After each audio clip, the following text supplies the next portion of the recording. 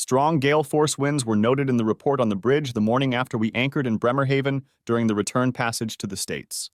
The storm had veered much farther east than anticipated, and since there were 350 nautical miles between us and the turn to Germany, we would have to take shelter in the harbor of English Portsmouth. Nothing wrong with that, except that protocol required us to leave port again in another turn. Nevertheless, the order was given. Head for Portsmouth and wait for a later departure. The Panama-registered container ship Molly Seine is 260 meters long and carries 6,250 TEUs of cargo, mostly industrial goods and components for auto assembly plants in the States. This was my 18th trip across the pond and back on the Molly. When we docked in Charleston, I had a few decisions to make. Soon to be 30 years old, retirement and health insurance if I wanted to use them. Standing at the portside rail, I watched the harbor master come aboard to bridge and bring the Molly into the channel and dock. This is a common practice required in most busy commercial ports. Roger Chaffee is the captain. I knew him when he worked at the port in Southampton and as a shipmate many years ago, one of the best in the world. Good to see you, Max. When we're done here, we'll grab a bite to eat and have a pint of beer on the ferry, eh? He didn't so much ask as announce, and I'd never turn down his hospitality. You know we will, I grinned. Later that evening, when my second had gone on watch, I joined my old friend at the Ferry House Hotel, and over the best fish and chips to be found in the South, we indulged in reminiscences of former glories and tall tales on both sides of the pond. "How's your beautiful missus doing in the Holy City?" he asked me after we'd ripped through 100 tales of misadventure. He caught my pause and must have seen the pain imprinted in my eyes. He'd been there a couple times himself. It was the scourge of the sea, and he shook his head in acknowledgement. "We broke up a couple crossings ago. Found another guy to keep her warm while I was gone, I guess." "Jesus, buddy, that's not nice to hear." He asked the barmaid to bring us a couple shots. "Let's drink to good women wherever they are." Roger was right. It's just that I always thought Tammy Waters was a good woman until she became something else. 6 months earlier, God, it feels good to step on solid ground again, I said to my first officer, dragging the tote behind me. He was leaving for Greenville upstate, and we would meet again in 6 weeks. The crew and another captain of the Molly were going to take her on a trip to South America and back as soon as they recharged. "I can give you a ride, Captain." "It's no trouble," he said, snuggling up to his fiancée. I agreed and asked him to drop me off at the town market, where I bought a dozen roses for Tammy, white on long stems, her favorite. We were coming into port a couple days early, and I wanted to surprise her. I usually called aboard when we were a day or two out to see what she had planned. The neighborhood was filled with tourists and College of Charleston kids, and the aroma of countless culinary delights filled the open-air markets and streets around us. I settled in the neighborhood a couple of years after Hurricane Hugo hit the fair city, finding a townhouse on Anson Street at an undervalued price. It seems the owners from New Jersey were fed up with our subtropical climate after the hurricane tore a chunk off their old roof, their loss and my gain. Over a couple of years, I brought the house up to par with the historic charm of the neighborhood, and with the help of an old blacksmith, restored all the wrought iron fencing on the street and garden sides. When it was finished, it was a 3-story townhouse in pastel pink colors, with dark green hurricane shutters, and there was no one to live in it. I went to sea for 10 weeks at a time and was in my home port for 6 weeks. For a 26-year-old ship's engineer, a few years out of high school, I think I did pretty well. Tammy Waters introduced herself a few years later by pressing the doorbell. I expected another young student to replace the girl who had just graduated from college and moved back home. Having left the house empty during the first few tours at sea, I kept worrying about it until one of my buddies suggested renting out rooms to trusted renters. I found a fair number of such people among the college kids. I ended up renting out 2 rooms on the 3rd floor to a few girls, and from then on, when one of them graduated from college, the other would find a replacement for her. I was expecting a replacement when I opened the door. "Mr. Banyan?" "Good afternoon. I'm Tammy Waters. I understand you plan to rent a room to my sister, Patty Waters." She froze expectantly as I opened the door for her to enter. "Yes, she seems like a lovely girl, and the young lady who left recently highly recommended her," I replied. Well, I told her I would check her out. You can never be too careful these days. I offered her drinks, and to my surprise, she chose an IPA, which greatly increased my opinion of this family. What impressed me even more was her stunning beauty. She reminded me of a young Catherine Zeta-Jones, dark hair, full lips. She toured the chambers and I gave her a full tour of the house, ending at the narrow patio next to and behind the house. I had decorated the small patio with a few plants and pots of flowers. In the soft evening light, it was a wonderfully romantic garden. Unfortunately, with the midday sun and 90-degree heat and humidity in Charleston, it wasn't exactly romantic. Nevertheless, she agreed, and I took her and her sister out to dinner the next night. A date followed, and another, until we became one of those semi-dependent couples who go along until one or the other forces them to break up. At the time, it wasn't necessary. Tammy understood my naval career. Her father was a career military man in the Navy. She was an assistant professor of fine arts in college and could get tenure if she wanted it. Since we both loved the city, it was understandable that she would accept a position and stay if the opportunity presented itself. And so we both settled into whatever comfortable existence our circumstances allowed. We were a married couple for almost 3 years before she decided to move in with me and rent out her small bungalow west of the Ashley River. By then, I was a 35-year-old engineer aspiring to become a first officer as soon as the opportunity presented itself. It was strange at first, although by then I had been renting out rooms to mostly college girls for almost a decade and continued to do so even after Tammy moved in. I had no shortage of female company before I met her, though I had always been reticent to socialize with the girls living in the house. Some people thought that was odd. By the time we were married, I was 40 and she was almost 36. There were no children in our future. She couldn't bear a child for medical reasons, though she seemed resigned to it from the moment she found out in her early 20s. Given our chosen lifestyles, this was never a problem for either of us. Now I have to admit that I have had temptations over the years, but I suppose it's not impossible. I have visited over 100 ports over the years, from Charleston to the Orient and even to the far shores of Pechora in bitter Russia. In most ports, there are always women of various persuasions, some of them occupying the lowest ranks, others receiving captain's pay. But with few exceptions, when I was free, I always shunned these pastimes. Tammy had her temptations, with so many men at home and school to play with, while I was lost on the high seas for weeks on end, surfing the waves. We had an understanding. We didn't cheat on each other because we didn't want to. Sure, either of us could have gotten drunk out of our minds, and the other would never have known about it if it hadn't been for a slip-up. But we had to trust each other not to do it. I trusted her, and I know she trusted me. So after several years of marriage and a long life together before, I was walking down Anson Street feeling the well-being of our lives. "Good morning, Mr. Banyan. Did you have a good trip?" Mr. Shields had been my neighbor since I bought the house. His wife had died a few years earlier, and he had turned to his other love, growing orchids in his roof garden. "Yes, sir. Calm seas and good food on that shore." I waved back at him as I rounded the corner of my house. The latch on the iron gate leading into the yard from the side wall had recently broken off and required welding to fix, but it still kept the gate closed. I never enter the house through the front door. It has always been convenient for me to look around the garden before entering the house. Tammy parks at the curb and uses the front door, as do visitors, but my customs are unhistorical. The back door leads to a short hallway that leads to the kitchen and pantry, and then to the front rooms and bathroom. I tossed my jacket on the back of a kitchen chair and found a vase of flowers. She'd left a couple croissants in a box from the bakery on the counter, and I helped myself to them before entering the front living room and taking off my shoes. It was still a little while before dinner, so I headed upstairs to change and put my things away. Maybe it was because of my engineering background and commitment to detail, but I noticed it quickly and it strikingly caught my eye. The toilet seat was up, and when I stepped into the shower, there was a body wash on the shelf that I'd never seen before. A blue gel, rather nature-scented, not at all what Tammy would use. It was something a man would use, like a toilet with the seat up. The latter circumstance had been a problem in the past. In all the years that young women had lived in the house, I had never once seen the seat raised in the other two bathrooms. Tammy often chided me for this, but after a few months of living together, she had accustomed me to the needs of the weaker sex. So seeing the seat in our bathroom after I'd been gone for almost 10 weeks was disturbing. I guess it's not as disturbing as catching them in the act. One of my buddies caught that sad scene and spent a month in jail after making sure the other guy spent his month in the chamber, and they weren't even married yet.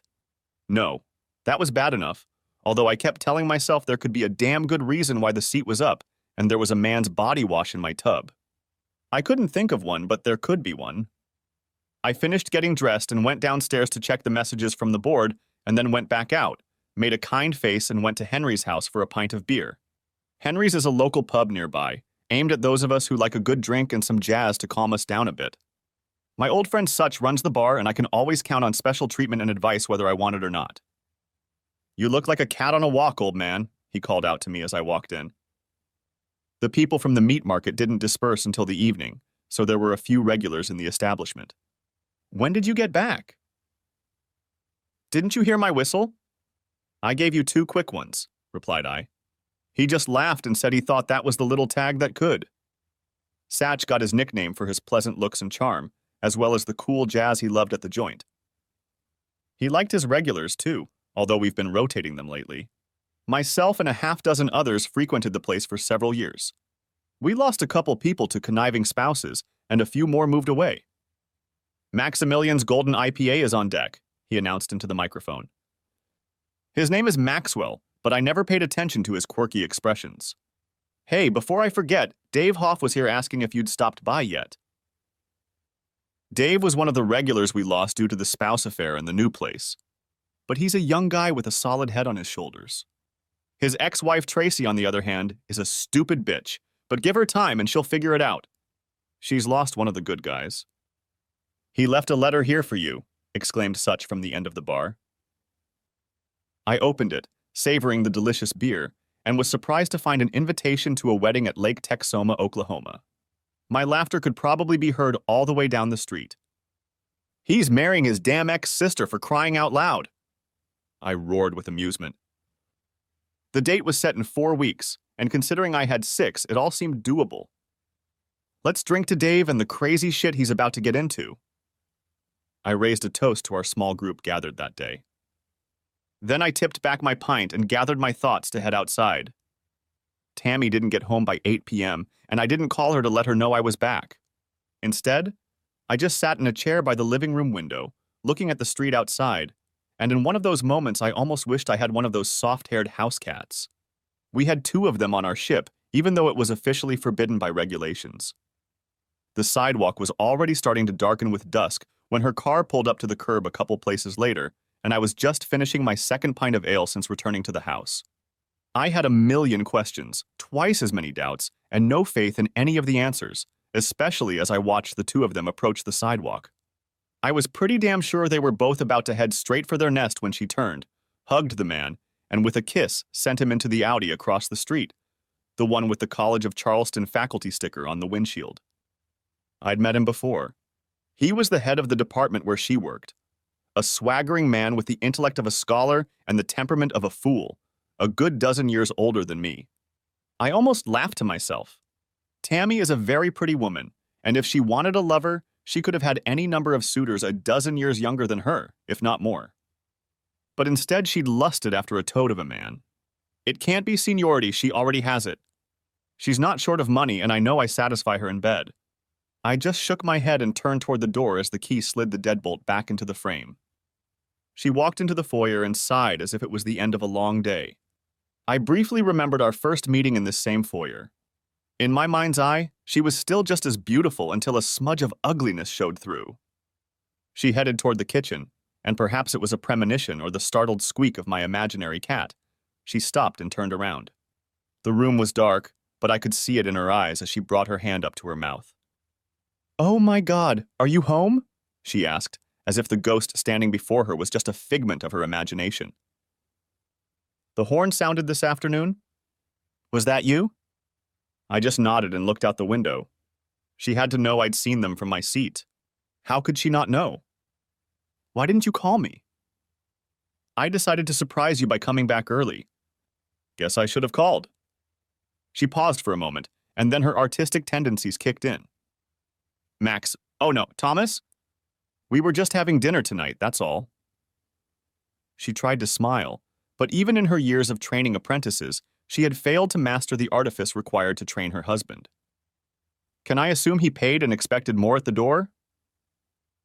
"Max, please, it wasn't like that." She tried, but she should have known the curtain came down after the hug, not before. "What was it like, Tammy? What was it like with the toad?" She tried her best, but eventually she realized I knew. We both knew she was having fun with Thomas Pryor, PhD and womanizer of other people's wives. "I'm going to be gone for a while. You need to get a few things and stay somewhere else for a while, maybe with Thomas. You can take him his cool mountain breeze in the shower if it's his." "Max, please, we can—" I just held up my hand. She cried softly and my heart shattered. I knew that during the day, but when it was just the two of us in the darkened parlor, the pain was excruciating, at least for me. I guess it all caught up with me when I left the house and walked down the street toward the East Bay. I didn't have any particular direction, but having taken nothing but a handful of pretzels and a croissant with me earlier in the afternoon, I needed something to eat. At the Market Street Saloon, I found an order of wings and fried mushrooms served by the waitress. It's always a mixed crowd here, more young people, but they absolutely have the best wings on the peninsula. The waitress gave me a seat, and I considered the situation. Thomas Pryor was already married, not that it mattered. He might like Tammy's piece of ass better than his own wife. In fact, I'm damn sure he would. They say Mrs. Pryor could wrestle cows on the side. I know it's wrong to think of her that way, but I had to laugh at my own amusement to keep my levity and sanity. Still, he and/or someone was playing in my house, and Tammy had to know that was cause for concern. When I entered the house, it was dark, almost surprisingly quiet compared to the nice house I had returned to years ago. Tammy had packed a few things as far as I could tell, and her car was gone. When I checked the shower, the bath gel had been removed. Maybe she took it with her or threw it away. I didn't care. I felt like a beaten man and threw my shirt over the bedpost and fell into a restless sleep. When dawn broke, I gave up the habit and skipped breakfast, deciding instead to take my bike and ride to the battery on the peninsula. I needed to rest and think, and sitting on a stone battery overlooking the harbor and distant surroundings provides exceptional opportunities for both. The problem with thinking is that you can think too much and end up overthinking everything you thought at first. Of course, I've had to wrestle with visual images. All the thoughts of what they were doing only added to the irritation. And then there were the really important things. I didn't want this marriage to fall apart. I had put too much time and soul into it to ruin it like this. Whether it was my first tryst with Pryor, or whether I'd had a string of men in my bed, perhaps several years in a row. Therein lies the problem, thinking too much when the mind is idle or unloaded.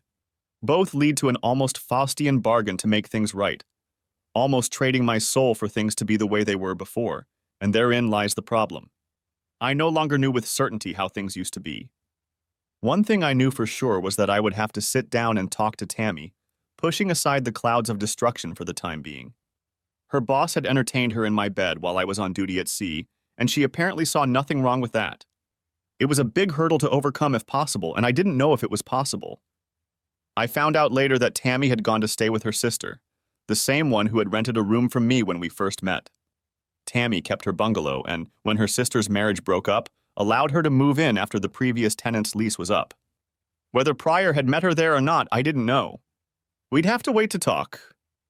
A fine rain pounded through the kitchen window overlooking the back garden, and the two of us stayed within the walls of a house that had become more of a lonely than a contented home.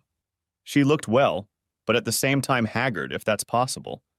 Perhaps it was my imagination or wishful thinking, I don't know. "Max, this is not what I wanted. Please believe me." "What did you want, Tammy?" I replied, trying to gauge her thoughts. She didn't know how to answer that question. Heck, I couldn't blame her for that. I wouldn't know how to answer if I were in her shoes. "Is Pryor what you want?" She only laughed dejectedly, her face expressing contradiction. "Goodness, no. We can hardly work together now. It was a stupid mistake, Max. One for which there is no excuse. And yet you two bonded this week?" I was fishing, but she didn't know that. "No, Max. I broke up with him completely the night I left here. I called him from the bungalow. He didn't want to go along with it, but when I threatened to tell Sophie, he shut up. I pictured Sophie Pryor, all 200 pounds of her, pinning Thomas to the ground and wrinkling his glasses off his nose, and smiled slightly. Of all the assholes available, Tammy, why the hell did you get involved with that damn toad? I don't get it. I don't know, I really don't, except that he kept pushing me, reminding me how much I owed him for my tenure. He kept supporting me, keeping me company, reminding me how lonely I was. Soon we started having dinner, then drinks. He started taking me to his favorite places. I became comfortable. One night he got me drunk and carried me home. I did it of my own free will, although if I hadn't been drunk that first time, it never would have happened. Nevertheless, it did happen. We did it for about a month until you came back. Here's the million-dollar question, Tammy. You know what it is. People say, how many were there before there was a peg? If I thought she was going to guffaw trying to answer, I was wrong. 3. There were 3 other men before Thomas. I wanted to be surprised, but I wasn't surprised and wondered at the same time. Every one of them was before we were married, Max, before I moved in with you, and you don't know any of them. None of them still live here. They were students. That surprised me, but before I could respond, she continued. I had a hard time with you being at sea, Max. It was damn hard for a long time, but I love you and I didn't let you know it. Then I just figured you'd do it every now and then in some faraway place and never find out about it. That was years ago, and honestly, I can't lie about it. It was just physical pleasure, and it really took the edge off maybe once a month or so while you went for a walk. There was no romance or relationship. Maybe it's because I live alone and my man is gone so often. When I committed to you by moving in with you, I was over it until the last trip. And now I've ruined it, haven't I? I believed her, and the fact that it was all so far in the past, before she moved in with me, wasn't a problem, though the dishonesty was still present. I'd never done that to her. Tammy, I'm concerned about the current situation. Pryor has taken up residence in my goddamn bed, and I need time to get over it if I can. If I can't, well, I don't know. Her tears started, and I held out a tissue to her. After a long pause, she continued. I do know. That's why I'm doing something I really didn't want to do. I'm going to accept a 6-month scholarship to a university in Vancouver. It will allow me to leave Pryor, and I won't have to give up my position and seniority in Charleston. They'll send someone in my place. That was quick. You made that decision before we even talked. I didn't say anything before because I wasn't going to do it. Things have changed now, haven't they? Yes, unfortunately. You know, I'm about to turn 30, and I've had to make some decisions. It complicates things, of course. She didn't say anything, but I could read the painful confession in her words. Oh, and I should have told you sooner. Dave Hoff is getting married again next month, and I plan to attend the wedding. He's marrying Tracy's sister Tora. I didn't see that coming. If you're still here, I can put our problems aside for a while if you're interested. I said it to give her a chance, but it didn't really matter. I wish I knew. I'll be in Vancouver by the end of the month. It's probably better that way anyway, Max. At that, we parted and exchanged a painful hug before she headed back to West Ashley. Dave was an old acquaintance of mine from Henry's house, and I suppose the antics of drinking buddies don't always translate into old family friend status. Besides, maybe she was right. Tammy flew to Vancouver a week after we talked. We had dinner the night before she left, but things remained the same. We had unofficially parted ways to give each of us the space we needed. I didn't make any demands, and she didn't offer any. I think it was the latter point that caused the most concern. We both enjoy an active life when we are together. Would I have been able to live without him for 6 months? Of course I could. But would I want to, knowing that my separated wife was off alone on her new cosmopolitan adventure? I suppose a lot would depend on what decisions we come to in the coming weeks and months. We would either perish as a couple or find some way back. I had flown into DFW the night before and waited until morning to drive to the sentencing site for Dave, as I called him when I talked to an old friend of mine, to congratulate him. It was an easy drive down Highway 75, and crossing the Red River in Oklahoma allowed me to cross another state off my list of states visited or passed. Max, come with me. I want you to meet some good people. Dave smiled broadly with his new bride under his arm, and I followed them to the crowd gathered at the dock. I had already formally met most of them at the wedding. So this is the captain? An interesting young woman asked. Max, this is Winona Gustafson. He introduced me to his new old in-laws and a charming woman named Susan, whom I had already met in Charleston, and surprisingly, his ex-wife Tracy, sister of his new wife, was there with her new beau. I thought it would be awkward, but they apparently made up. Somehow I found myself paired with Winona for the entire evening, even though I realized I was a few years older than her. It didn't matter. She taught me how to dance 2 steps for the rest of the evening, and we had a great time. But I behaved like a perfect gentleman, and we parted in a jovial way, nothing more. I got the feeling that she wanted to add sea captain to her conquests, but I also had Tammy on my mind. That would have been wrong from my point of view. Nevertheless, it was a wonderful temptation, if that's what it was. The happy couple left for their honeymoon, and I headed south into the Texas Hill Country to San Antonio to spend a few days. I had visited that city years ago, but never found the opportunity to return. A friend pulled some strings, and I was able to stay for 3 nights at the Menger Hotel, located next door to the Alamo downtown. It was something I hoped Tammy and I could do when I retired, traveling the country and visiting places like this. I sat in the old bar at the Menger Hotel and listened to stories about how Teddy Roosevelt drove his horse right into the bar, and 100 other stories about Texas Rangers that the bartender must have retold 1,000 times.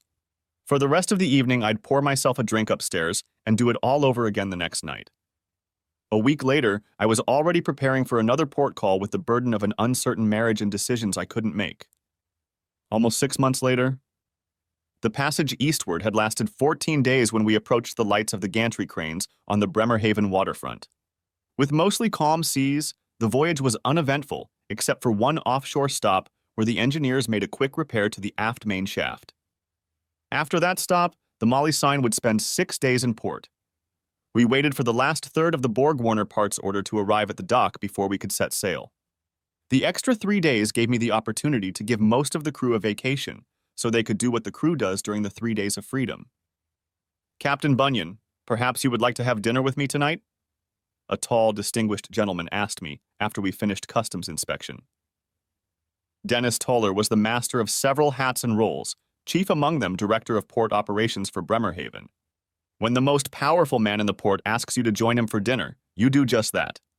We found ourselves at the Suit Deern restaurant with his daughter, a 40-year-old dark-eyed beauty named Kirsten.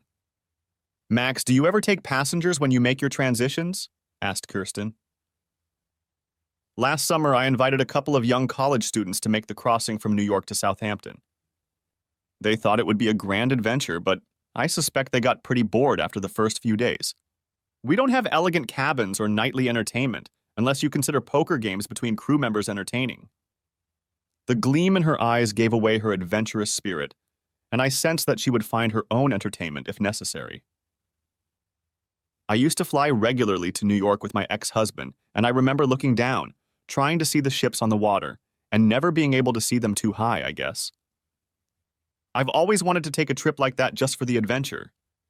I knew she would cause quite a stir among the crew aboard the ship. "Well, Miss Kirsten, if you ever decide you want to kill 12 days or more crossing the cold Atlantic, let me know and we'll reserve a spot in one of the cabins. I think we have a few boxes taking up space, but let me know and we'll make it cozy." I couldn't keep from giggling. Principal Toller just laughed and warned that I may have extended an invitation to regret.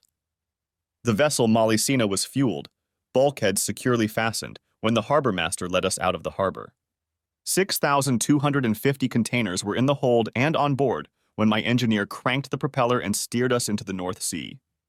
As we set sail, a winter storm was raging off the northeast coast of the U.S., which was to pass over Iceland, and the Department of the Interior authorized us to proceed. By the time we entered the English Channel off Guernsey, the storm had shifted to the east and was directly in our northern path across the pond. A front had formed over Greenland and was moving southward, making it difficult to predict the storm's eastward shift. The office made the decision for us. We would dock at Portsmouth and put to sea as soon as conditions improved. Roger Chaffee was sitting opposite me when the barmaid brought a fresh batch of ale and a couple of shots of whiskey to the table. I first met him when I was first mate, and he was first officer on a Maersk container ship out of Southampton in 2002. His first wife had left him a couple of years before, and he had become quite the ladies' man. I showed him my ring, and he only grinned. "Geez, buddy, are you sure?" I was sure. The image of Tammy overrode any carnal pleasure I might have gotten from this escapade. But it didn't matter. Roger disappeared up the stairs with both girls, one on each arm, and I didn't see him again until noon the next day. He couldn't wipe the grin off his face all the way to the dock if he needed to. "So she's gone for good?" he asked me. I told him the story of the return trip, my discoveries, and her last 6 months in Vancouver. I may have missed the pain, or most of it, but any discerning person could see it written all over my face. I don't know, Roger. I usually talk to her every week or so for a few minutes. We agreed right away that it would be appropriate, but since I haven't seen her since she left, I really don't know. Do you want her to come back? There it was, the big money question. As we sat around the kitchen table on Anson Street, I would have immediately said yes, of course I want her back. I still do, but at what cost? She had 6 months to go through as many lovers as she wanted, if any. Same with me, though there were none. With her, I didn't know. I didn't think there were any before, and what did I know then? That's a hard question, my friend. You'll have to ask me about it after she gets back to Charleston, if she does. We sat around some more, enjoying the beer and the small company. Several middle-aged women made small talk with us, and I suppose we could have competed for the prize, but the baggage we both carried discouraged that thought. Roger was dating a serious woman, and by now he had pretty much sown his oats and saved his energies for the woman he intended to make his bride. She was a sturdy Englishwoman from the north, beautiful and womanly attractive, and if a navigator can define what love is, to him it was she. As for myself, I had a hand and a vivid imagination, though I must admit that temptations were always present. I just didn't give in to them as long as I thought there was any hope of reconciliation. The next morning, when I replaced the second officer on watch, it was raining heavily on the bridge. The storm had indeed moved further east, and the wind had increased in the channel. By mid-morning, the loaders had shut down the gantry cranes, and almost all work in the dock came to a halt. "We're taking the passenger on fare, sir," the steward informed me after the crew had finished securing the extra ties. "She'll come aboard as soon as the storm subsides and we can set sail." This was unwelcome news, given the timing.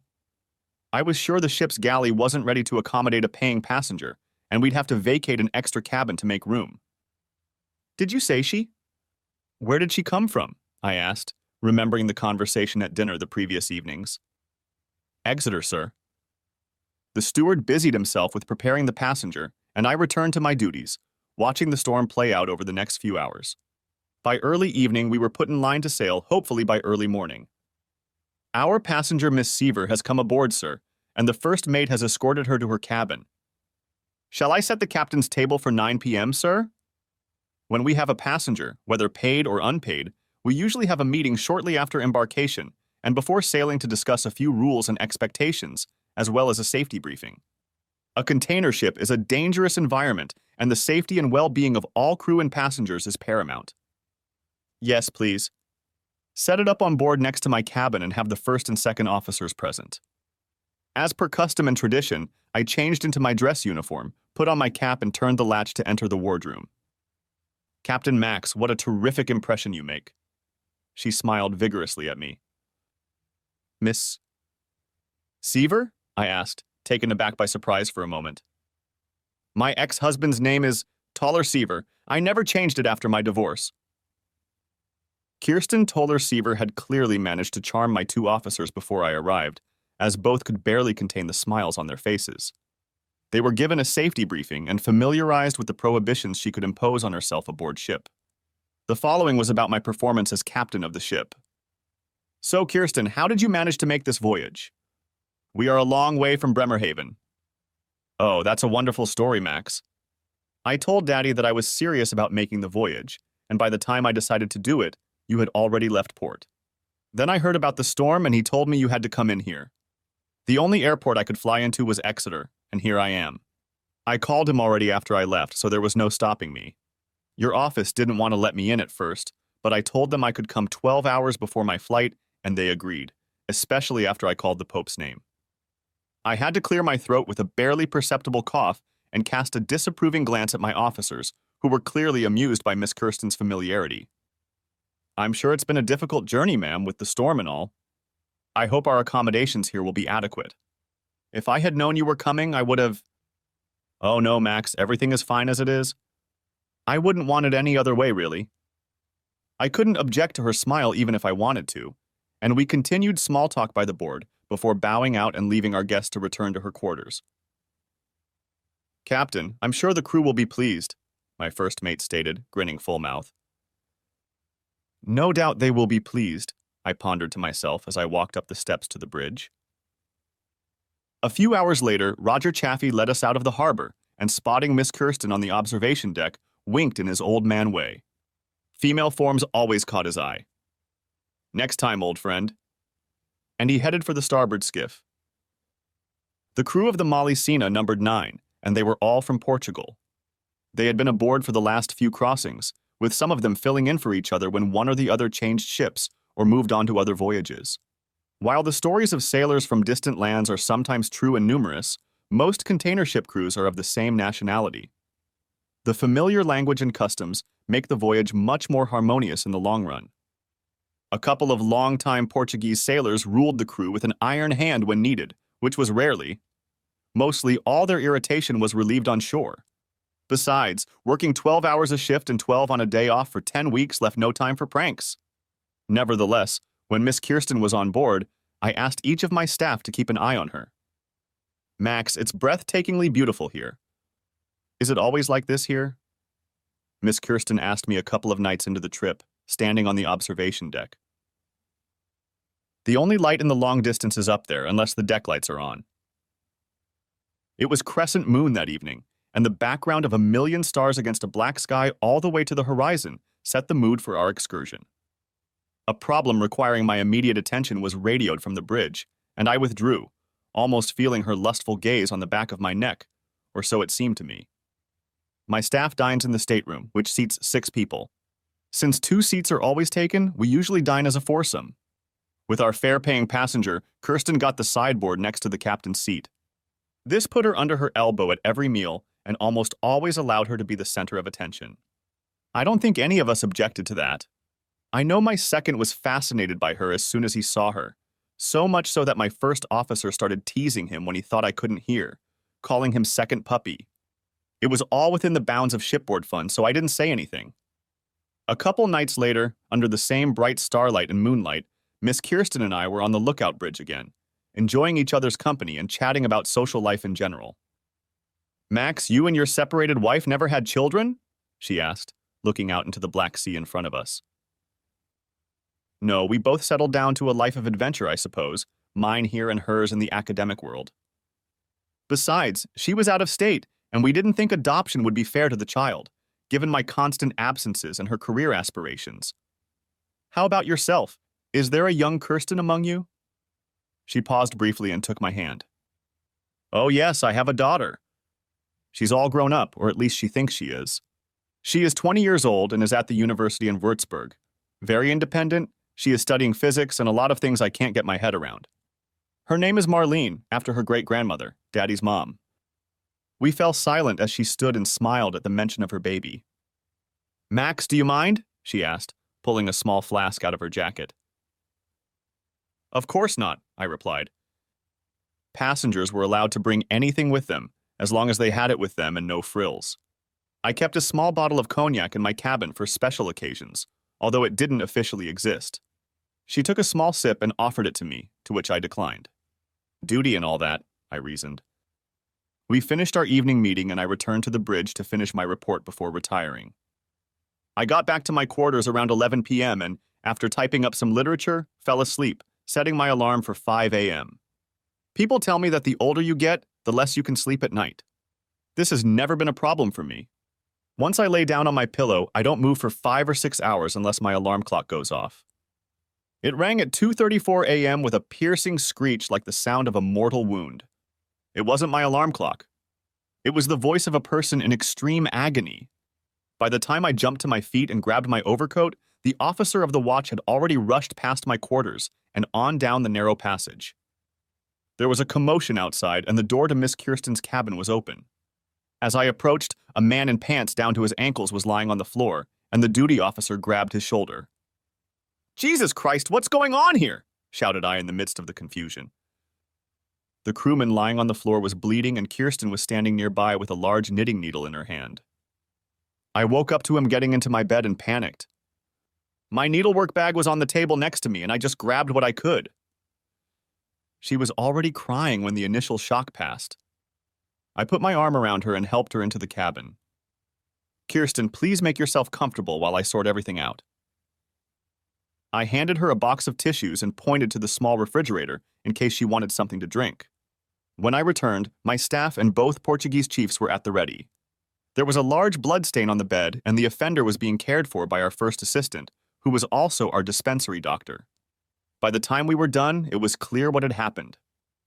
The Portuguese man had been working on deck-securing rigging during the voyage and had used improvised means to break into Kirsten's cabin. The cabins are locked with a sliding rectangular deadbolt that could be slid open with an improvised device that a crew member had concocted. The crew is never allowed above the third handrail on Deck D of the bridge lock unless called on official business. The offender slipped over the railing to the cabins and entered the room. I'm sure he wished he hadn't made that trip. Besides being treated now and later transferred to the hold, Kirsten's knitting needle was a vicious tool when used. His initial panic caused it to break, which caused the bloody wound. I'm sure such wounds can be treated, but until we got to port, bandages and painkillers would be his only salvation. In the meantime, he was doomed to pita, beans, and water in the hold. Doc checked Kirsten for injuries and discharged her, and by the time breakfast was served, none of us were asleep. I had the engineer issue padlocks to use in the cabins until we could figure out the locking mechanisms. "What's going to happen to that rascal from the night before?" she asked me as we chatted on the lookout bridge a few nights later. It was a good question. Being in international waters, the Maulicina is subject to Panamanian maritime law, and the perpetrator is subject to extradition as soon as we dock. But I knew from past experience that it was more complicated than one might think. Miss Kirsten would have to testify with my staff and me as soon as we docked, and then it would be forwarded to the Panamanian consulate in Tampa. Panama will likely advise the U.S. to deport him to Portugal. What I would like to do is throw him overboard. I took the situation lightly. I think he'll end up being deported back to his own country. He'll lose his credentials to operate in any port in the U.S. and Europe. More importantly, how are you doing? She squeezed my hand and smiled. I'm fine now, although the first couple nights were anxious, especially after the adrenaline rush subsided. Dad taught my sister and I how to cope when we were little, and it wasn't the first time for me. I broke a boy's arm when I was at university, although this one was a bit bigger. Seriously, I'm coping. What about the intruder's injuries? Well, there was that too. Doc treated the man's wounds as best he could, but the spoke had done considerable damage. By dressing the wound, he could get proper medical attention once we reached port, but that was still 4 days away. Until then, he would get fresh bandages and 30 minutes of fresh air a day. I don't think there was a single soul on board who sympathized with him, including his own Portuguese shipmates. The next 4 days passed without incident, although I found myself spending most of my free time in Kirsten's company.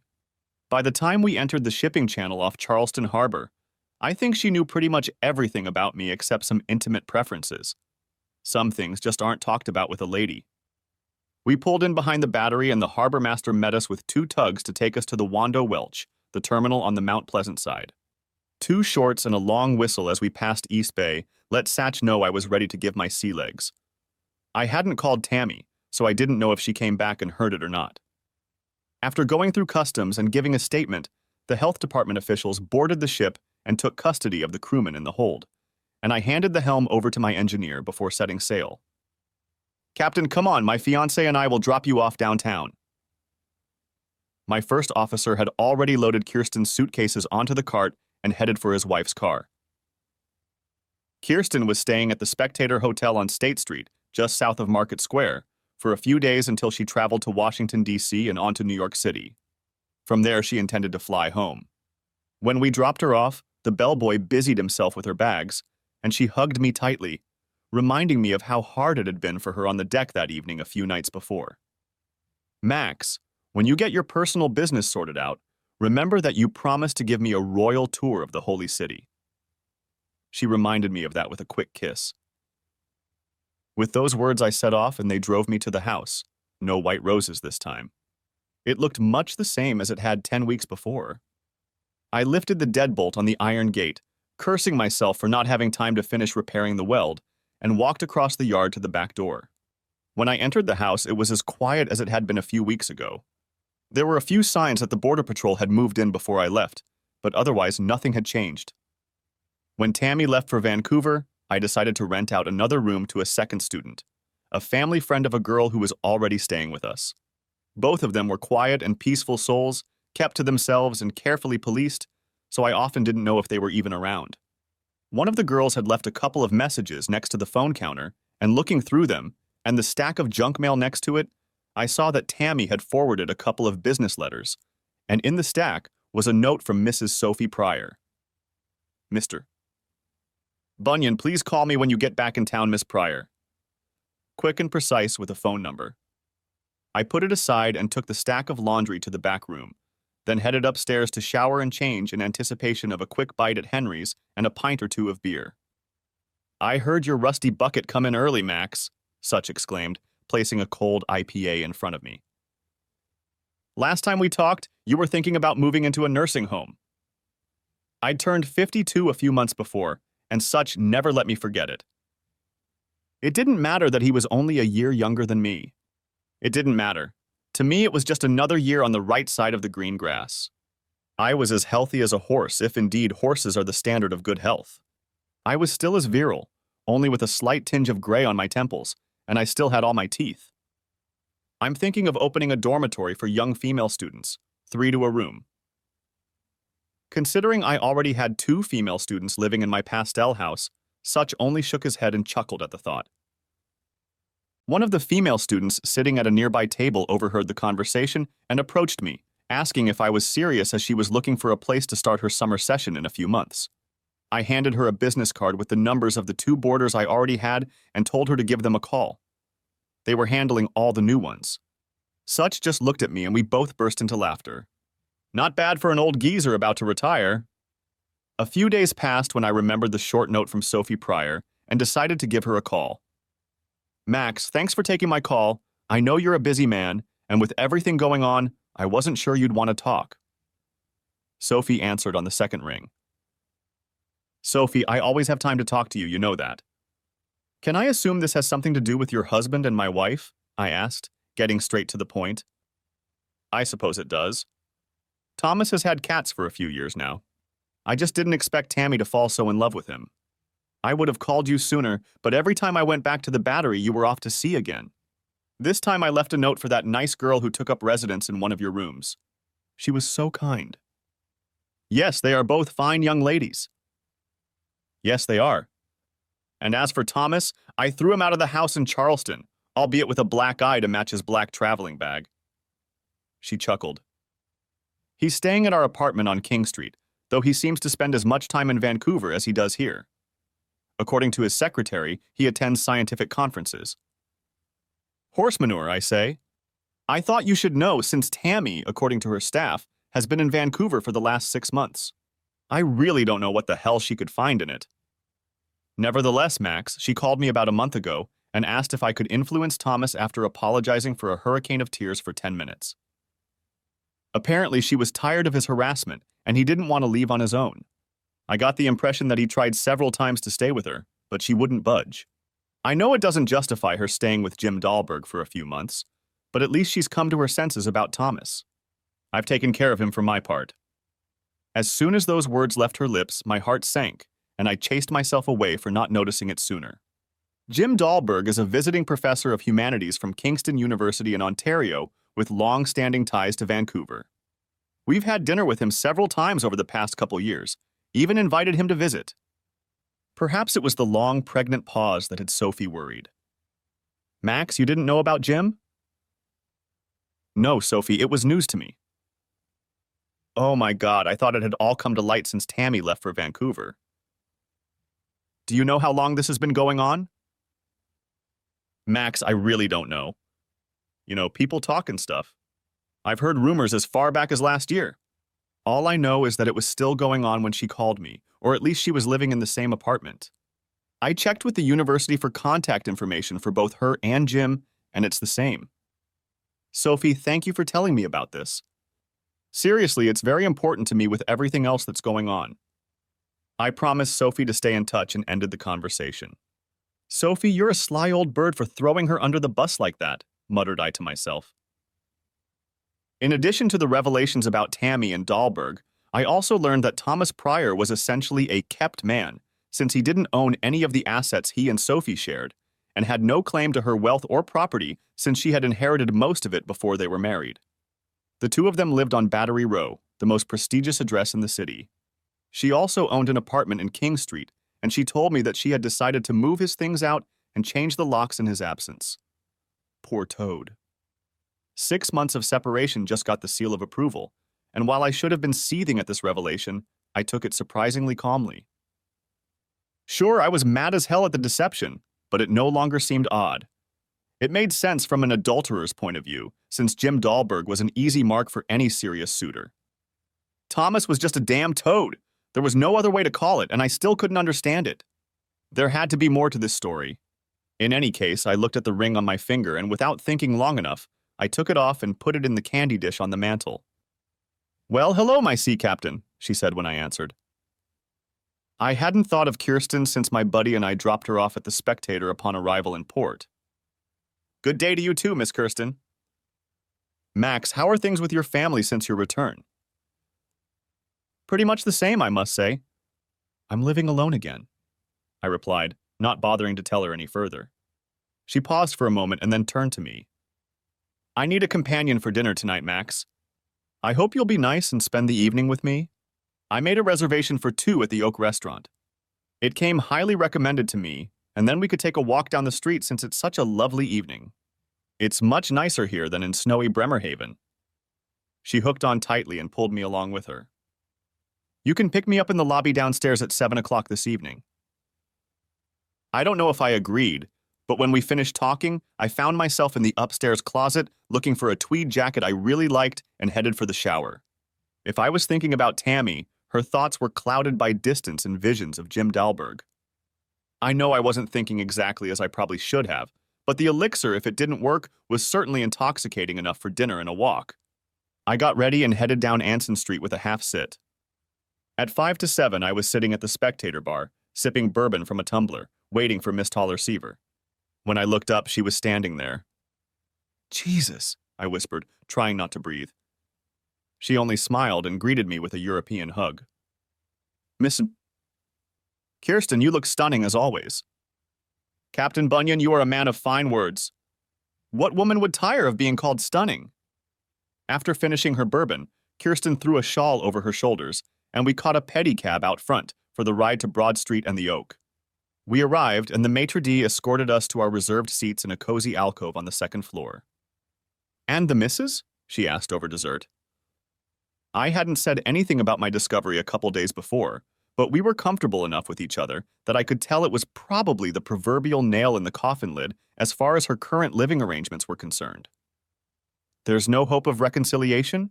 she asked with impassioned seriousness. "I don't see how that's even possible."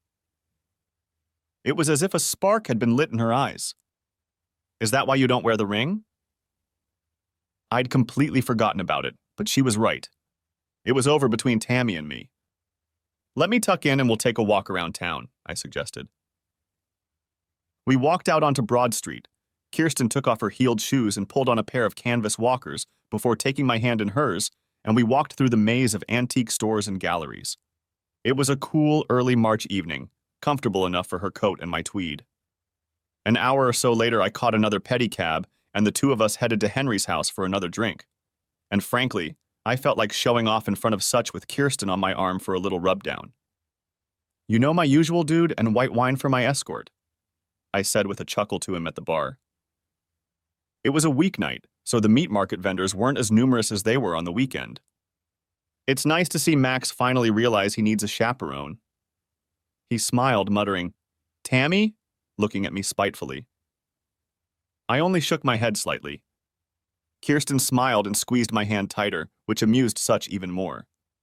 She was like honey to the bees. A handful of regulars came up to her at one point to inspect the merchandise. It wasn't nice of me to lead her into Henry's, but at that point, I didn't care. We were having a good time, and that was my comfort zone. Each of us might have had a little too much to drink, and inhibitions fell to the level of a basement sale as the two adults continued to gaze lovingly into each other's eyes. "My apartment?" I asked. "Yes, please come along," she hastily replied. The house was quiet as I turned the deadbolt, and we entered the living room. The two students lived on the third floor, and I rarely saw them in the evenings, which was probably a good thing since I hadn't mentioned them to Kirsten. We jumped on the bed, yes, we got down to it, and thanks to the alcohol in the late hour, we both soon fell asleep without a care in the world. When I first stirred, it was close to noon and Kirsten was already up. I didn't hear her when I went to take a shower, and when I returned to the bedroom, she was gone. I threw on a robe and t-shirt and headed downstairs to the kitchen. "Good morning, Captain Max," Kirsten cheered as she sat at the table with my 2 students on top of her. Both had ingratiating grins on their faces as they buttered their muffins. The girls and I were just enjoying a nice chat after they kindly picked up my things this morning. She nodded toward her clothes on the empty chair. "That was very nice of them," I said, trying to suppress a smile as I poured a fresh cup of coffee. The 2 girls departed with a giggle, and Kirsten put on a contrived arrogance. "Well, I just forgot to tell you that I took down the board on the top floor of the house." She made one of those faces women make when a man realizes he's screwed up, but not by much. "It's okay, they're nice young ladies. I think one of them has a big crush on you, Max. Don't break her heart too much." She smiled. We enjoyed breakfast, and after cleaning up, I gave her a tour of the market square, and by lunchtime we were ensconced in the patio cafe. "Max, so what are you going to do with your wife at this point? I know you said it's over, but does she know that?" It was a fair question that I really didn't have time to memorize. Sure enough, there was Tammy, then Thomas, Sophie, and White Mandingo Jim Dahlberg. She lied to me when she had the chance to come clean and put it all behind her. I don't see a way back, especially now, and no, it's not about what we did, Kirsten. It's about what she did and what she continues to do. So she didn't break up with him? Obviously not. I looked down the street with its throng of passers-by. I knew even then that if Tammy had come clean, told me everything, and apologized that rainy day in the kitchen, I would have forgiven her, even if the affair with Dahlberg was a thing of the past. That's how much I loved her. I would never have gotten into bed with Kirsten or even considered it, but that was all in the past now. I knew what I had to do. The next day, Kirsten was leaving for Washington, D.C. and then New York for a couple weeks. The attraction between us was electric, and I almost brushed everything aside to join her. But I knew there were still some unpleasantries that needed to be dealt with. The 2 of us ended the day with a water cab tour of the harbor and river, and I walked her back to the Spectator. "Are you sure you're not coming up, Max?" We discussed what I needed to do, and I declined the offer, but not before we hugged and promised each other in a whisper. With those words, I turned back toward the market and the King Street office. When I landed and picked up my bag, it was overcast and drizzling rain. The hotel shuttle bus took me to my reserved room, and after getting settled in, I was soon at the bar, stirring bourbon with my fingers and watching the CBS drone go on and on about some First Nation nonsense I knew nothing about. A pretty waitress came over and offered to pour me another, but I had business to attend to, so I defiantly waved her off. "West 10th near the university, please," I said to the driver as he picked me up. I checked the GPS reading on her phone and knew she was there, or at least electronically. The cliché envelope rested in my lap as the driver made his way through the busy streets, avoiding 1 or 2 pedestrians along the way. We stopped in front of a 4-story apartment building, and I peered up at the top floor, far left, pondering whether the god of hellfire had placed enough obstacles in my path. I almost said to hell with it, and felt tempted to drop the envelope in the mailbox on the next street over and go home. "Would you like me to wait, sir?" the polite driver asked, as if reading the state of my thoughts. "No, go ahead and drive. I don't know how long I'll be." After I paid, he handed me his card in case I needed him. I walked up the stairs until I reached the landing at the top and looked at the neat entrance at the end of the hallway with a couple of potted plants standing sentry by the door. The frame was gilded with the Old English numerals 404A. I was still putting on my leather driving gloves when I knocked on the door and a second time. "God damn it, Pryor, you goddamn shit!" shouted the man as I heard him come to the door. He opened it and stood there, breathless and eyes wide with surprise to see me standing there. Max, I thought. 30 years of working in engineering, laying gangways and decks, pulling pipes and motors had not left me a soft man, even at 52. A left jab and Jim Dahlberg collapsed to the floor of the apartment foyer. Finished, I stepped over him and sat down in the living room when Tammy finally came running down the hallway, water still dripping off her from the shower I'd interrupted. She stood in the hallway looking at me, unable or unwilling to speak. I nodded toward her unconscious suitor lying in the foyer. Have a seat, Tammy. There's something we need to discuss. I pointed to the couch, rising to close the front door and stepping over the son of a bitch.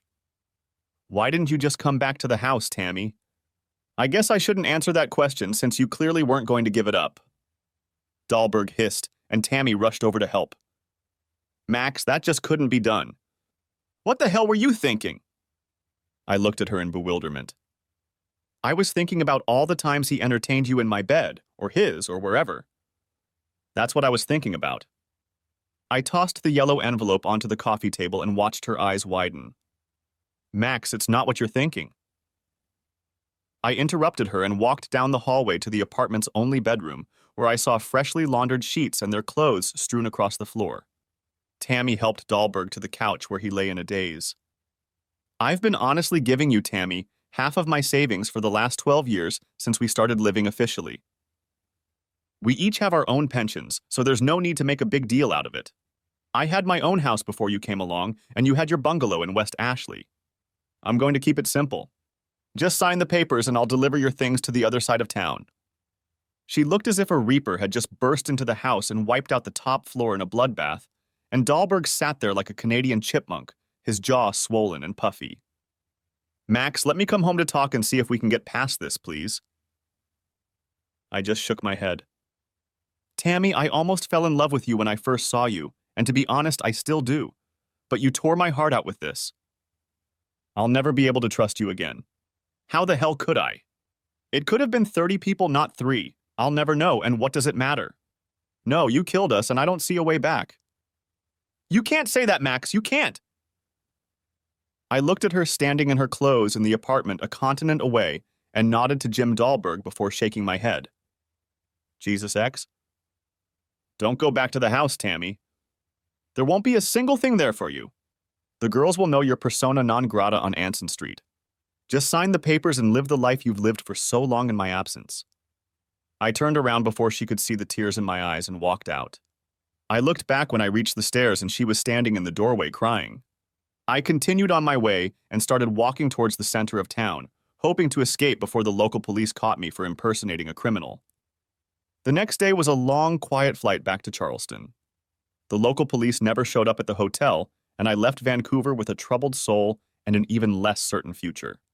No matter what I told myself and no matter what she did, I still loved Tammy, despite my almost frenzied attraction and desire for Kirsten. Despite everything, I knew that a 20-year relationship with my wife and lover had just slammed the door behind me. There was another pint left in the brewery as I pored over the numbers in the papers in front of me. I'll be 30 years old in 3 months, and if I continue to go into the service, I'll be doing it for the bank, not to grow my pension. Healthcare isn't going to get any better with an 80-20th ratio, so if I were a practical man, I'd retire and live like a city gentleman. I guess I wasn't that practical. Love of the sea meant more in the end, and I committed to the company for another year.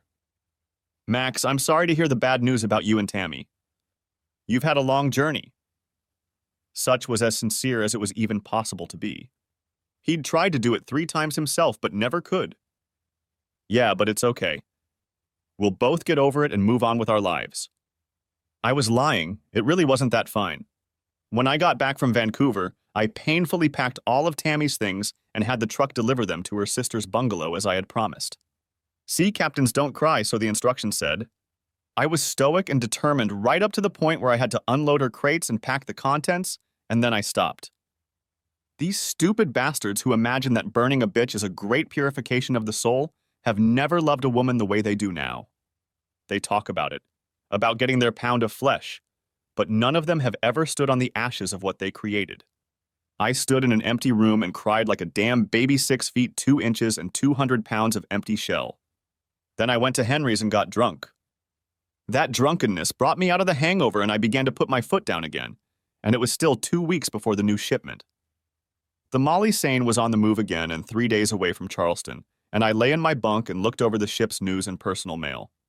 Kirsten sent me periodic emails asking how I was feeling. We discussed the confrontation at length over the phone one night when she was in New York. It's not easy going from one woman to another. In fact, I'd say it's impossible. In our case, there was a magnetism between Kirsten and me that neither of us could explain, and she realized that my heart was still in the clutches of another woman and either by design or oversight was bypassing us. This only made me more attached to her. As the weeks passed and still no word from Tammy about the signing of the papers, and after a short passage from Rotterdam, we took berth at Bremerhaven for 3 days of unloading and loading. Finding myself safe, I gave the crew 24 hours liberty, and putting on a duty watch, went ashore to do some searching of my own. The cab stopped in front of a 3-story stuccoed mansion on Helgolanderstrasse, and as I drove off, I looked up at the house. A fleeting face lingered briefly at the curtain, and when I pressed the bell, the door swung wide open before I released my finger. "Max, I've been waiting," she whispered, and jumped into my arms, nuzzling her face into my throat. At that moment, I had no words. I just savored the lust and desire I felt for her. Her lips pressed against mine, and our embrace remained in the foyer with the door to the street open. "Come in, please," her throaty voice rang out, full of desire. Somehow, we made our way into the living room. She led me into the kitchen, poured a couple shots of cognac, and we toasted to my long-awaited arrival. Once seated, I looked around her house. It was cozily furnished with European antiques and had an air of old conservative comfort. On the mantel hung family photos, one of her daughter, strikingly beautiful, and another of Dennis Toller with his late wife and mother, Kirsten. Dad lives with me and has occupied the 3rd floor since Mom died 4 years ago. My sister Lydia lives on the 2nd floor when she's in town, but that's less and less often now that she's found a new beau. She smiled somewhat tokenistically. And of course, Marlene and I. We sat for a while before heading out to dinner, and the more I admired her, the more I felt like a young man who had just discovered the true love of his life. If I were a very young man, I would have believed it. But as someone who had lived a life beyond troubled feelings, I knew the complexities as well as Kirsten. Max, when my ex-husband left me, it took me a long time to sign the papers, almost 2 years, and he was very patient, even though he had another woman in New York on his hands who wanted to marry him. To spite him, I slept with 3 men and 1 woman, mostly out of revenge, though I secretly hoped he would come back to me. He never did, so Lydia convinced me to sign. And then he wanted to come back. By then, I didn't want to break up with him anymore. "He was a fool," I said seriously. "Yeah, and so was your wife since she left you the way she did." Her divorce was a completely different matter than my own. They had both let their marriage fall apart until they were each in the arms of strangers, and the accusations were common knowledge. Had I known of the danger, I would have acted quickly to prevent it in Tammy's case, but in this matter, hindsight is as valuable as ignorance. It didn't matter whether Tammy signed or not. Eventually, the court would rule, and of course I had convinced myself that I would never rush into a new relationship. The slowly rotating ceiling fan above us continued to move as we lay there, lost in speech for a moment, though not for long. "Max, where did you say you studied engineering?" "In Castine, I think." "In New England?" "Yes, at the Maine Maritime Academy in Castine, Maine, a lovely place on the coast of Maine. I'll show it to you on a map when we get a chance." "I'd like to do more than that. I want to see Maine. Dad says it's a lot like Norway, but with a rockier and wilder coast. It sounds like a wonderful place. Maybe you could take me there someday?" I nodded and smiled, both outwardly and inwardly. I couldn't imagine a better time than spending a vacation with this woman in a cottage in downstate Maine. When I was a young man, I had always dreamed of returning to Castine or even Vinyl Haven Island. It was a romantic idea, but not always practical, so over the years I kept putting it off to the back of my mind. I have many fond memories of this place. It's lovely in the summer, though it can get a bit gloomy in the winter months. Maybe on one of my days off we can go there. There was a gleam in her eyes again. In the morning, Kirsten made me an old-fashioned German breakfast. Well, old-fashioned for my taste. It was open-face easy of eggs and ham on pumpernickel with black coffee and a muffin. "Dennis isn't here?" I asked, noticing his absence. "Oh no, he's in Hamburg for a conference." I felt some relief knowing he wasn't here. She only grinned as if she had read my mind. "Where are you going next?" she asked. "Unfortunately, I have to go through Suez." "Dad says the captains hate it, most of them." He's right. We could sit in Port Said for a very long time if we get on the wrong side of it. The good thing is that I'll finish my rotation in Bremerhaven in 5 weeks. That will give me a 6-week break in my rotation at the very beginning of the summer. I imagined the wheels turning in her head, but right now I needed to finish my work and get back to the ship. We had a long goodbye and she drove me to the river dock, where I changed to watch officer. I watched 4 men board the Mollicena at the starboard lock, each with a black duffel bag and a gray stocking cap on his head. They kept mostly to themselves, securing their rigging in the forward hold and simply observing the situation on deck. They were PMSC riggers, private maritime security company mercenaries who had been hired by several shipping companies to work in the Indian Ocean because of Islamic pirates operating off the Gulf of Aden in the Mozambique Channel and even off the coast of Madagascar near Saint Denis on Reunion. We were carrying cargo destined for Athens, South Africa, and Argentina, or I would have avoided the route through the Horn of Africa at almost any cost. Captain Port Said has authorized us direct entry into the channel once we pass Zakros, reported my first mate. This was good news. It meant that most of the trade flow was behind us and we would be allowed into the canal without any waiting. As we passed Port Said, the riggers became much more active, taking up watch posts as we moved south. It wasn't just Indian Ocean pirates that were a concern. Radical Islamists on both coasts were a constant thorn in the side, although the Egyptian army kept control of most of the territory. We entered the Red Sea without incident and continued south, approaching the Somali coast, at which point the bridge watch alerted our riggers. On the port side, a small trawler was launching a pair of outboard boats with crews of 5 or 6 men on each, maybe more if you went down the bow. "Captain, we're being fired upon!" shouted my second. We heard a rapid succession of pings hitting the left wall of the bridge before a pair of riggers opened fire on one of the approaching outboard ships. The crew had already left the deck and were out of danger. Only myself and the 5 officers along with the riggers were on deck. And then all hell broke loose when a rocket flew past the bridge, missing the first stack of containers 10 feet below us. "Jesus Christ, retreat behind the bulkhead!" I shouted to them to take up position behind the protective bulkhead we'd set up on the bridge just for such occasions. It was not a safe room, but rather a reflective barrier. The riggers returned fire at the trawler with large caliber machine guns, multiple bursts of .50 caliber. As the rocket flew past us, one of the riggers picked up what I was later told was a Gustav M3 Maus and fired his rocket just before a second rocket from the trawler hit the port side stern and shook us all the way to the bow, although it was not a serious hit. The trawler, on the other hand, took a direct hit on one of the fuel tanks and blew the rig in 2 with a powerful fireball. At this point, all 4 riggers opened fire on the 2 outboard motors, and within seconds both vessels were enveloped in black smoke and flames. We saw the terrorists leap from the boat into the warm waters, perhaps hoping we would save their sorry asses from certain death at sea, either drowning or becoming fodder in a shark's belly. The speed of the Mollicena was 23 knots. There was no way I was going to slow down and take the time to slowly circle around to pick up the fools who were just trying to capture us with rockets and gunfire. We were in international waters, and while I answered to the Home Office, I was the law. We had no obligation other than to notify the nearest maritime authorities friendly to us of what had happened. As long as we kept seaworthy, we didn't stop for a damn soul until we reached Cape Town. "Captain, I have 1 man suffering a superficial wound to his left arm. He is being treated. 2 of my men have collected all the brass they could find, and with your permission, we will regroup and prepare for the remainder of this journey. We are not out of range yet." He was a young man in his 30s and reminded me of a former Navy instructor I had gone to school with back in high school, and he was right. We had a long way to go. At this point, the adrenaline was starting to wear off, and I needed to sit down. It's one thing to anticipate, it's quite another to experience it for real. That's when I decided enough was enough. 2 rotations in a row with serious incidents. The one with Kirsten, and now this one, the goddamn terrorist pirate attack. I decided to let the office know that I'd changed my mind about staying long.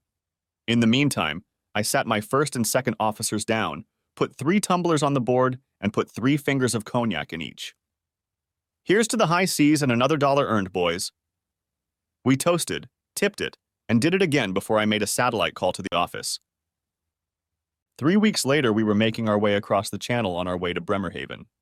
The PMSC riggers disembarked in Cape Town and flew to Indonesia for another assignment. We had only minimal damage to the aft handrail and 2 damaged containers. All in all, it ended well. My Portuguese crew didn't think so. One of the petty officers said he thought more than half the crew was going to quit as soon as they got ashore. They're not soldiers, he said. Indeed, who are? Thought I, opening the email my lawyer had sent me a few days earlier. The plane landed in Charleston, on the second leg of the flight from Frankfurt am Main via Dulles, and I took an Uber to drive myself to the peninsula. My old neighbor Mr. Shields had planted a fresh row of roses along his windows, and they were in full bloom. Your girls are a great help to me, Mr. Bunyan. Good girls, both of them. He said this when I brought in the baked goods he loved from Kaminsky's. Two of the best. I smiled, turning toward the iron gate. The foreman soldered the deadbolt, and everything was secure again while I trimmed the old flowers on the path to the back door. With a cup of fresh coffee, I started looking at the email I'd received from the lawyer a few days ago. Tammy still hadn't signed the papers, insisting on a so-called second chance and a sit-down here at the house. She'd moved back to Charleston a couple weeks ago. Apparently her months-long treacherous swoon had come to an end. Anger made steam rise from my shirt collar as I reread her platitudes for the 10th time, and I immediately ruled out any meeting at the house. I simply couldn't imagine any circumstances that could make us forget about her infidelity, and now that my affair with Kirsten had muddied the waters even further, it seemed ridiculous to me to even try. Nevertheless, I called my lawyer to arrange a meeting on neutral ground. I wanted a kebab, and he arranged it at Bessinger's, just west of Ashley's. I filled a styrofoam container with 4 pockets with piles of draft port, ribs, and fixings, then took one of the outdoor picnic tables and asked the waitress to bring a pitcher of sweet tea. The meeting might have been unpleasant, but I was going to eat like a Southern king. A few minutes later, Tammy joined me with a much smaller portion. I had to give it to her. Tammy, this is your meeting, I muttered, holding the gravy bun in my mouth. She didn't waste any time. I want to go home, Max. I want to go home and try to get back what I foolishly and recklessly threw away. I know it won't be easy for me, but I'm asking you to give me that chance. She didn't realize it, but that meant she wanted to go back to that rainy day on Anson Street and redo everything. I wasn't okay with that. I reached for the plastic bottle of spicy Carolina sauce and spread it on my fork. Remember the Christmas party last year?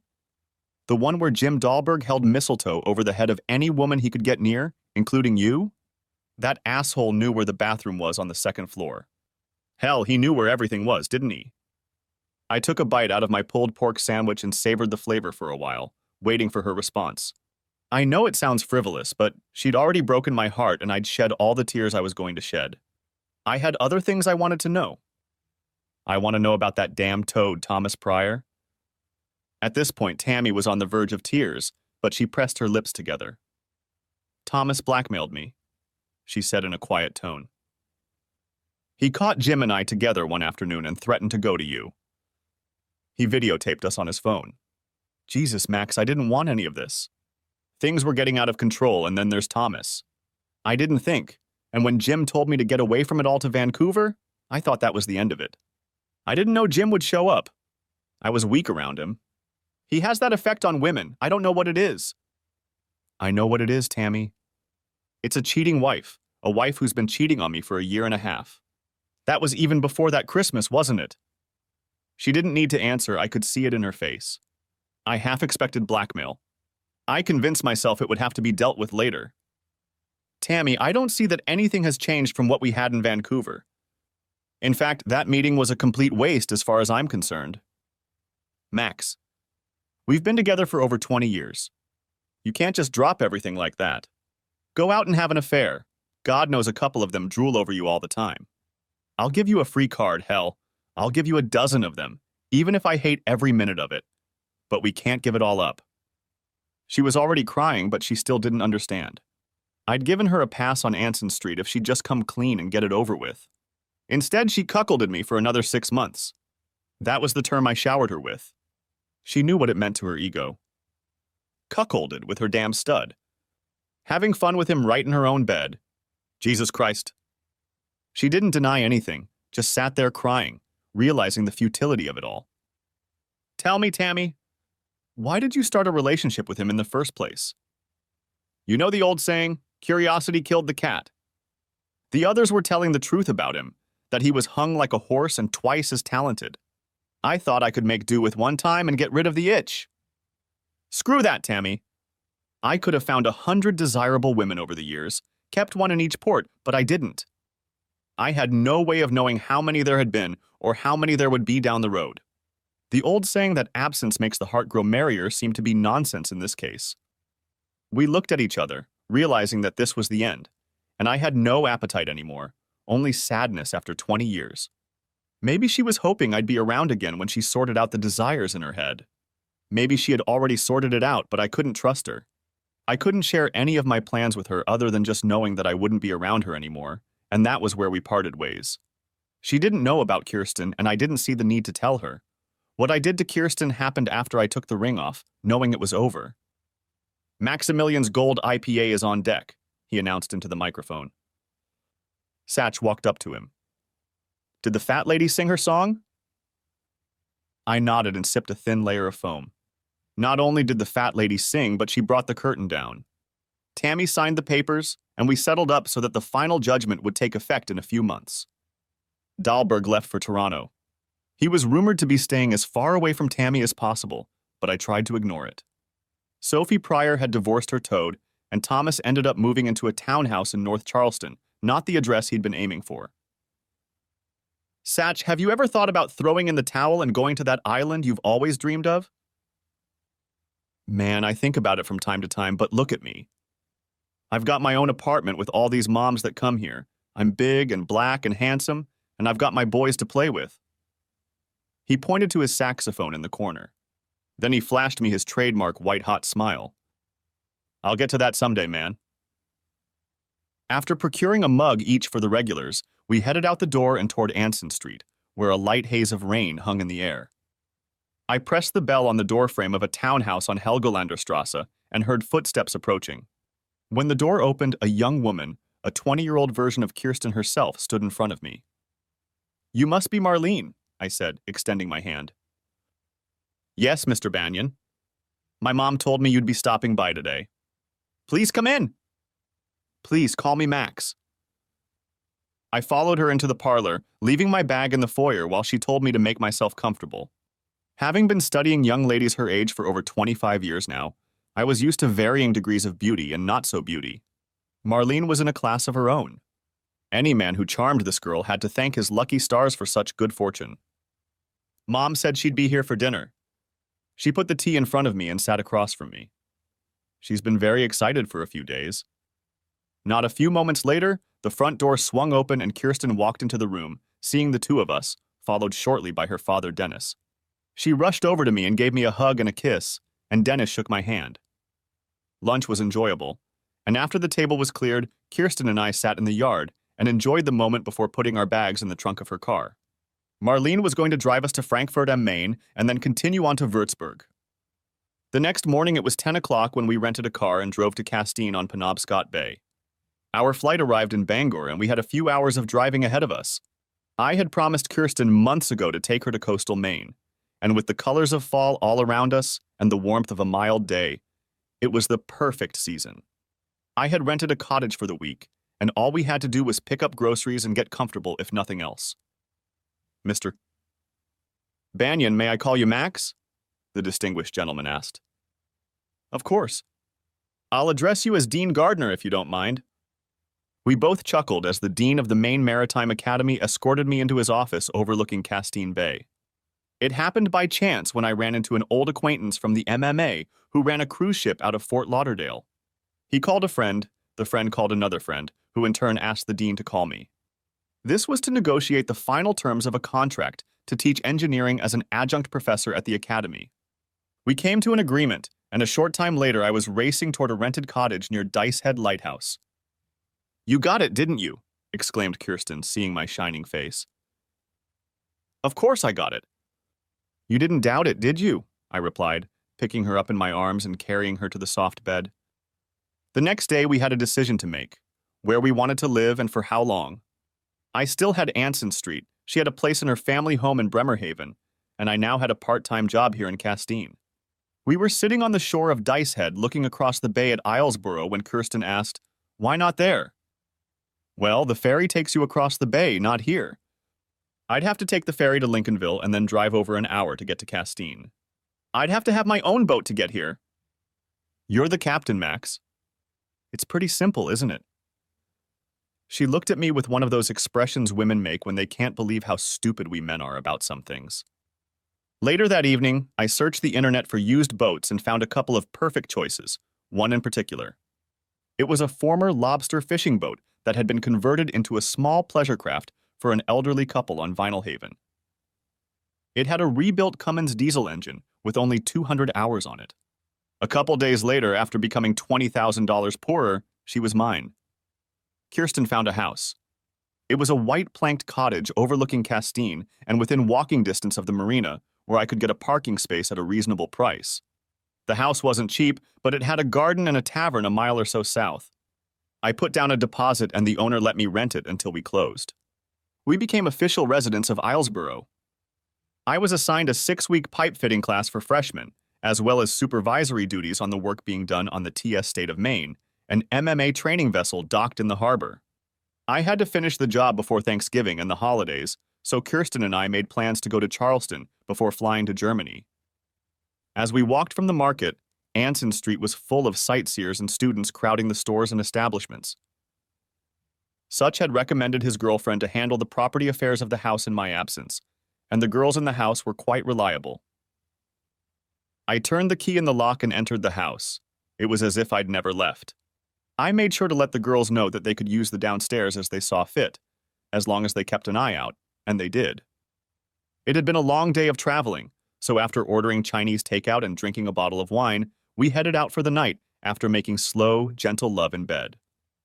When we got up, only one of the girls was in the house. The other 3 had gone home for the vacations, so we invited her to celebrate Thanksgiving at Caroline's, a fancy restaurant in the East Bay neighborhood, along with Such and a couple of other old jerks. Everyone had a great time, and after inviting everyone to her house, Such and I were lounging on the front steps, enjoying a good cigar and a bottle of top-shelf bourbon. Man, you know I was on my guard working for you. Did you know that your ex-missus gave the college hell, accused her boss of harassment, and then several other faculty members came forward with accusations against him? It was in the papers. I think he's in deep shit, and people are saying he's either going to resign or get fired. That damn toad, Pryor! I laughed, feeling the pleasant taste of bourbon on my lips. Yeah, but things aren't going well for your old missus either, you know. She's been on a bender for months now, ever since you two broke up. She came to my place a week ago, got drunk, asked about you, and left a couple hours later with some horn player. That was her problem, Such. She likes weirdness too much. Hell, I'm surprised she didn't offer it to you too. He looked at me a little weird, and then I realized what was up. She did offer it, didn't she? Jesus Christ, I laughed. Did you do that to her? No, man, you and I have known each other too long for shit like that. I mean, she's good and all, and if she was someone else's bitch, I'd take her down on day one, but she's heavy baggage, and as long as you're alive, she's still your wife, even if you get divorced. What about that beautiful woman you're with now? Are Kirsten and you going to get married or what? Maybe it was the bourbon or the wistful thoughts hovering in the air in puffs of cigar smoke. I would marry Kirsten if we were both in a position to get married, but so far, neither of us was going to go down that path. We were both divorced adults who loved what we were doing and life was great. Why mess it up? Such, I don't know. Maybe someday it will happen, but for now I'm playing life here in Maine and even in Europe. It's going well, the way it's going. We'll see. It's been a long time since I've traveled to the bungalow on the Ashley River marshes. I think the last time Tammy had wanted to make repairs before her sister moved there after the breakup of her marriage. Now the sisters live together. After ringing the doorbell, I waited a few minutes before Patty appeared from the side of the house with a toddler in her arms. This was something new. Hey, Max. If you're looking for Tammy, she's not here. That's okay, I was hoping to have a little talk with you. Hey, I don't want to get involved in what happened between you two. I interrupted her gently. That's not the point. She's your sister, and I have some concerns from what I've heard. Patty looked away, biting her lip. I've heard she's not doing well, and I'd like to help if I can. She invited me through to the patio and offered me some sweet tea. She knows you have a new girlfriend, Max, and I think that's what triggered it. I don't know what to do. She drinks every night and started bringing guys over here until I told her it wouldn't work with a baby. Well, I want her to do something so she'll know it means she has to quit drinking. I want her to be a mom to the girls in the house. Right now, I have 4 of them living in one room, and I'm thinking of adding 2 more, but I need someone responsible to watch them and run things. I thought you already had someone looking after the house? Asked Patty, perplexed. There is, or at least someone who makes sure the utilities are paid and anything broken gets fixed. But with half a dozen students living there, it would be nice to have a faculty mom looking after them once in a while. I could see the wheels turning in Patty's head.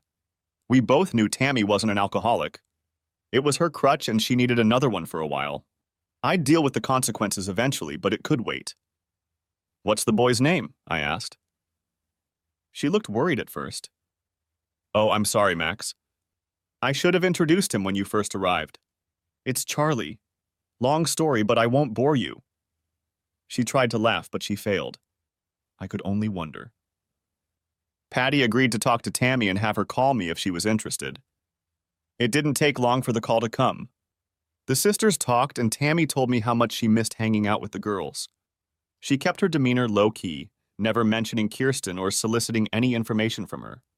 We set ground rules. No drinking around the girls, no men of hers in my house, and she must register with the Dean of Students' office as an off-campus tutor. It was that last point that grabbed her attention. If she screwed up, she jeopardized her tenure. She had to control her behavior and actions. Whether or not she viewed this as an opportunity to gain a foothold in my life didn't matter at that moment. She was not going to settle into the house, and her contact would be 2 or 3 times a week at most. Besides, I'd be in Maine with Kirsten anyway. You know you'll have to deal with her again someday, don't you? Asked Kirsten in bed with me one night before our flight. Maybe we'll see. The sky overhead was bright blue, the morning sun was nearing midday, and we were bobbing on the ocean waves.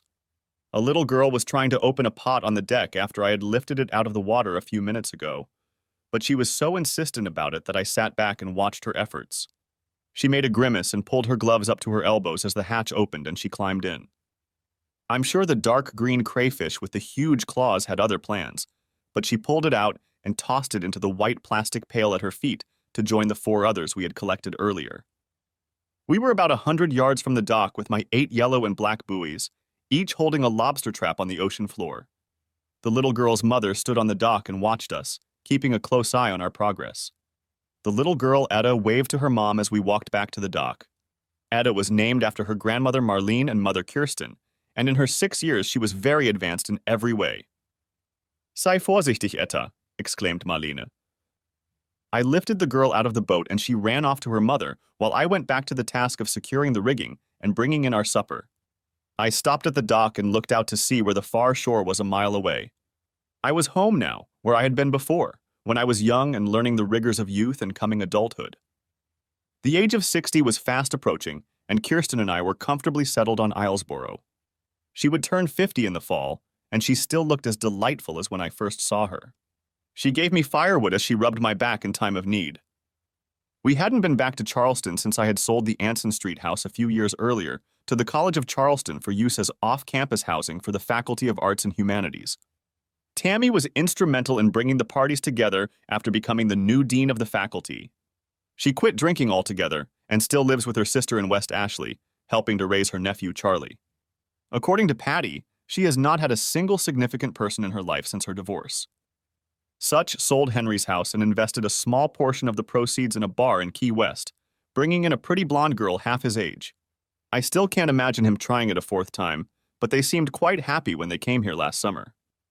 It was a mild summer evening as Kirsten and I walked down our rustic island street to stop at a tavern for an ale. At the north end, we came across the community church and meeting hall. We both stood for a while looking it over. Do you think it'll fit? Well, it doesn't have a steeple, but it's white. And we continued our walk toward the tavern. Thanks for watching. I hope you enjoyed it, so subscribe to my channel and watch the next video.